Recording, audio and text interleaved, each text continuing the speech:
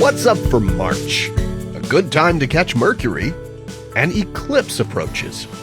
And the dark side of the moon. March begins with Venus still hanging out low in the west after sunset, but it quickly drops out of the sky. By mid-month, it's getting lost in the glare of sunset.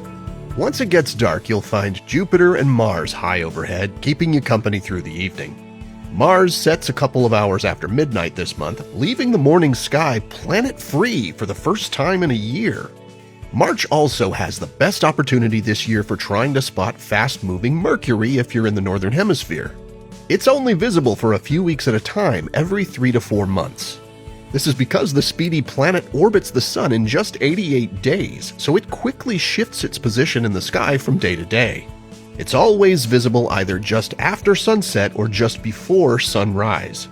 On March 7th through 9th, look for Mercury beginning about 30 minutes after sunset in the west, about 10 degrees above the horizon.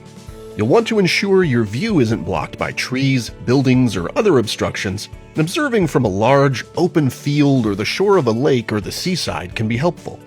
Spying Mercury isn't always easy, but catching the fleet-footed planet is a worthy goal for any skywatcher.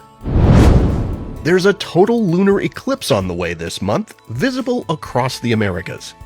Lunar eclipses can be viewed from anywhere the moon is above the horizon at the time.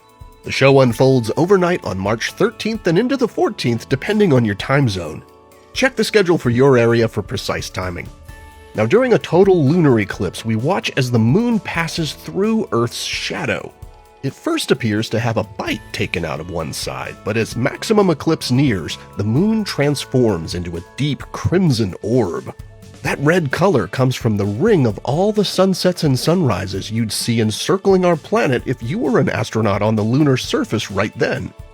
Afterward, the eclipse plays out in reverse, with the red color fading and the dark bite shrinking until the moon looks like its usual self again. And here's an interesting pattern. Eclipses always arrive in pairs. A couple of weeks before or after a lunar eclipse, there's always a solar eclipse.